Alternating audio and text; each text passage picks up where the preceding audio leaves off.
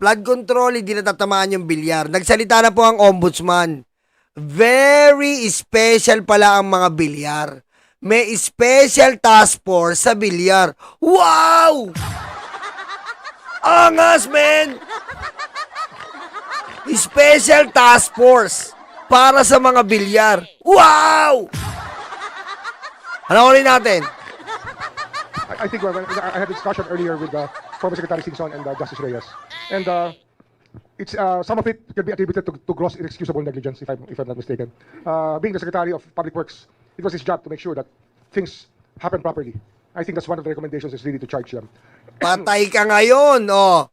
Biglang Secretary ng Public Works, Mark Villar, tatay-tahimik kang inutil ka. Ngayon, may negligence ka. Una pa lang yan, ha? Unang tama ng ombudsman. Unang tama sa'yo yan. Pera pa yung connivance ng mga kamag-anak nyo. Ha? Ang pangalan pala ng task force Mangkukulam. Patayin mo si BBM. No joke.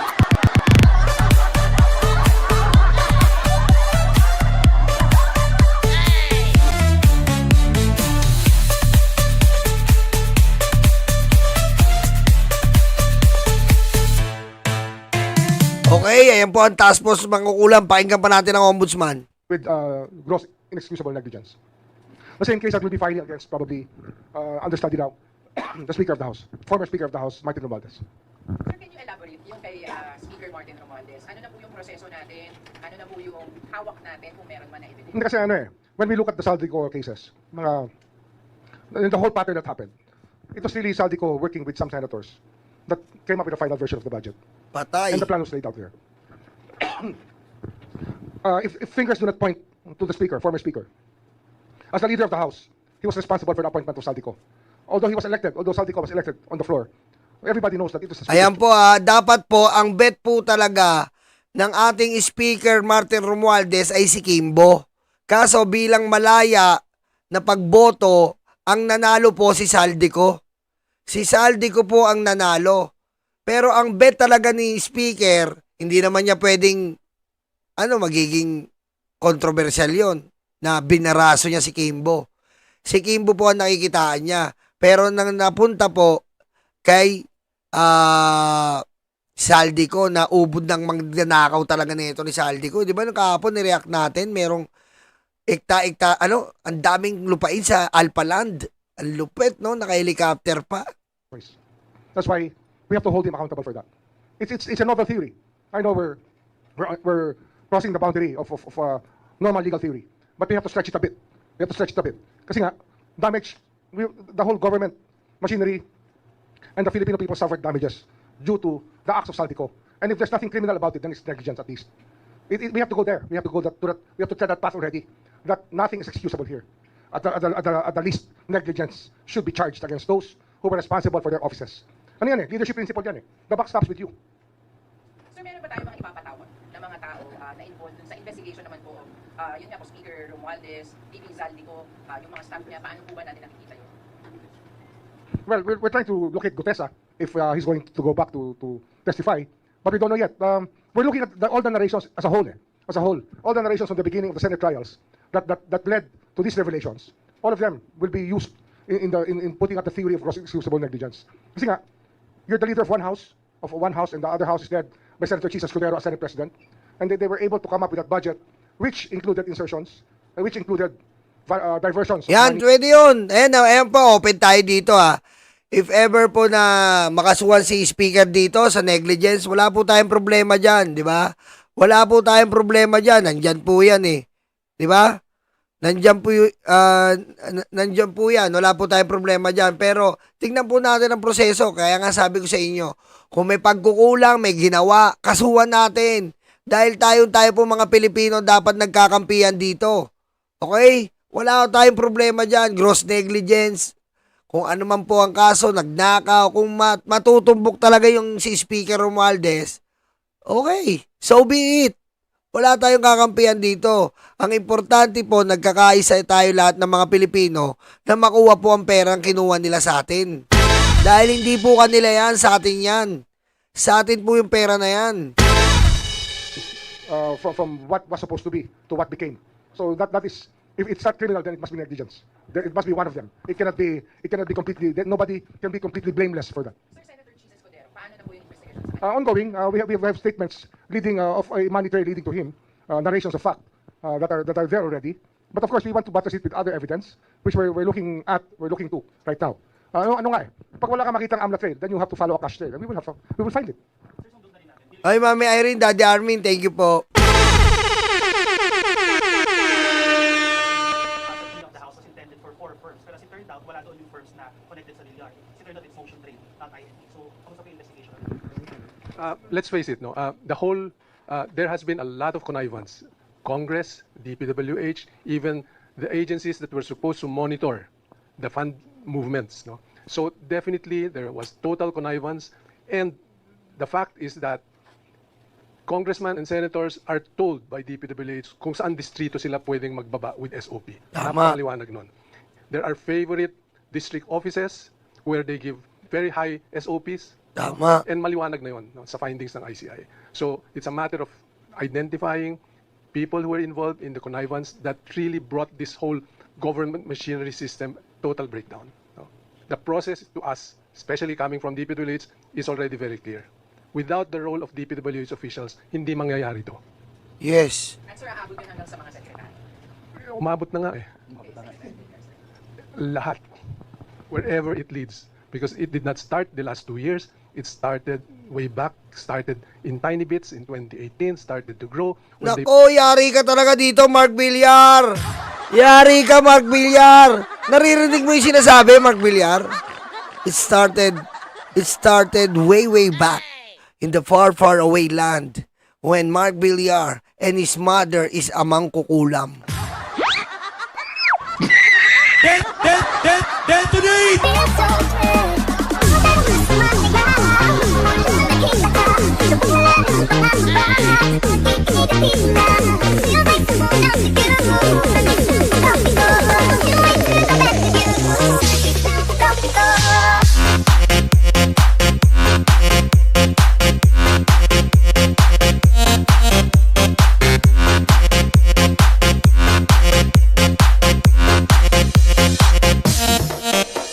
Di ba? Oh.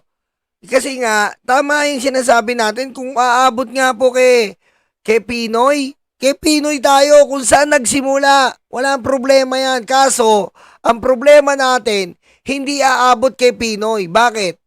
Si Babe Singson ng DPWH secretary nun eh. Napakagaling niya. Kaya nga siya nasa ICI eh. Kung aabot kay Pinoy, pwede. Kung saan nabutin nagsimula ang korupsyon, alungkatin natin. Dito pa lang kay Babe Singson eh, pagkaupo niya. Anong sabi niya? Siya yung DPWH secretary. Anong sabi niya? Inabot ko kay Mark Villar ang master plan ng project. Future project, pending project. Sinunod? Hindi sinunod ni Mark Villar. Lahat. Oh. Ano nangyari sa build? Dolomite. Diba? Kaya kung tutuusin mo, legacy yan ni Digong, Dolomite lang eh.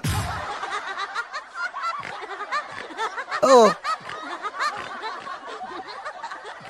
Ayaw naman nila angkinin yung Isabela, yung bike lang ang pwede dumaan. Yung bumagsak, ayaw naman nila. Oh. Ayaw naman nila angkinin yung tulay sa Davao na bumagsak, ayaw din nila. O, dito lang tayo sa Dolomite.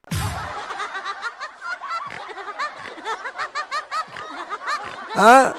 Ang pinakabobong project na ginawa ng isang gobyerno, Dolomite. Tigasalo ng basura ng Cavite.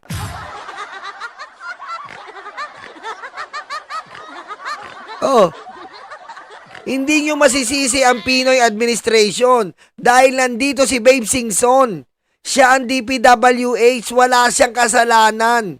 Bagkos, pinakitaan niya pa tayo ng proyekto ng BGC. Kitang-kita niyo po yung proyekto ng BGC, napakaangas, napakaganda. Oh. So talagang nagsimula sa panahon ng Duterte.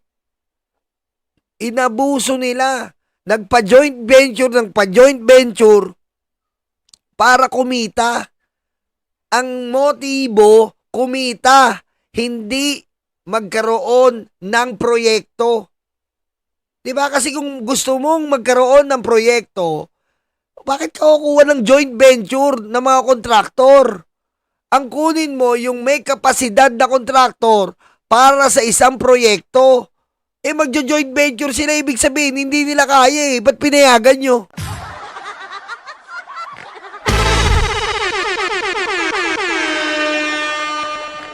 Bakit bibigay mo sa mga taong walang kapasidad gawin ng isang proyekto? Ibig sabihin, doon pa lang, meron ng paborable. Binigyan ng pabor. Diba? Binigyan nila ng pabor.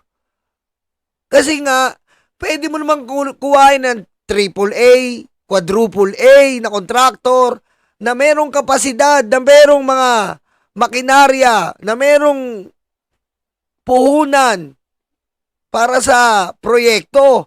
Ba't bibigay mo pa sa joint venture? Pinahirapan mo sarili mo. Kaya nga nagtataka si Singson eh.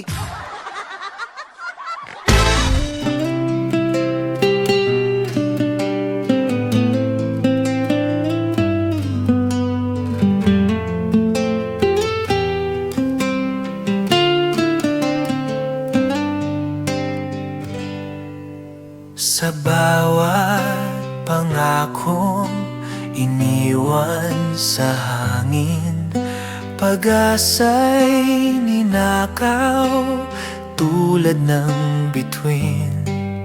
Sa mesa ng dukha, gutom ang kapalit. Politikong hudas, mga matay nakapikit. Busog kayo sa buhay, lahat ay nakakain. Kaming mahihirap, problema ang nakahain. Bakit laging kami ang kailangan magdusa? Bakit laging kami, lagi ang kaawa-awa? Busog kayo sa buhay, lahat ay nakakain. Kaming mahihirap, problema ang nakahain. Bakit laging kami ang kailangan magdusa? Bakit laging kami, lagi ang kaawa-awa?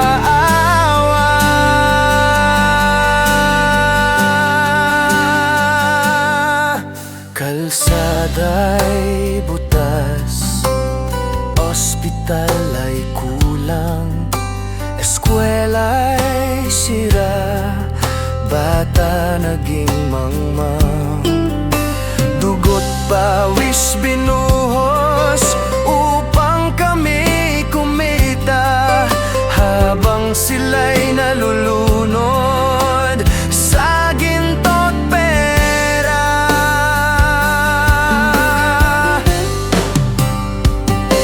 Busog kayo sa buhay, lahat ay nakakain.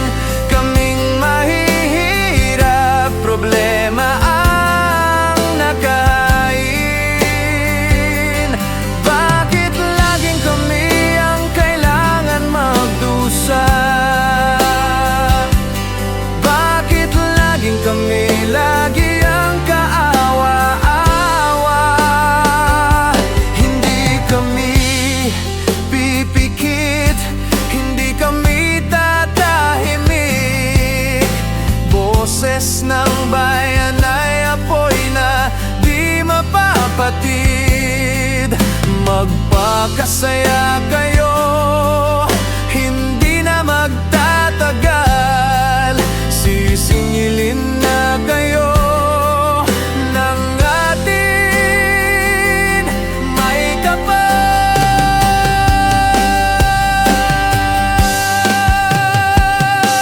Busog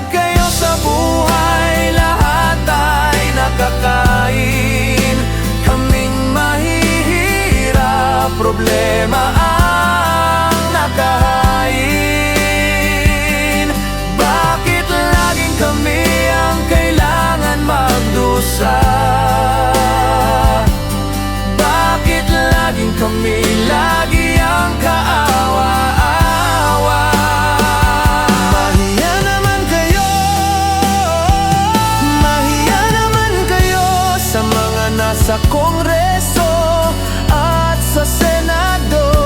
Sobrang ganid, sobrang mga abusado. Mahiya kayo, mahiya kayo. Busog kayo sa buhay, lahat ay nakakain. Kaming mahihirap, problema ang nakahain. Bakit laging kami ang kailangan magdusa? Bakit laging kami, lagi ang kaawa-awa? Busog kayo sa buhay, lahat ay nakakain. Kaming mahihirap, problema ang nakahain. Bakit laging kami ang kailangan magdusa? Lagit laging kami, lagi ang kaawa-awa.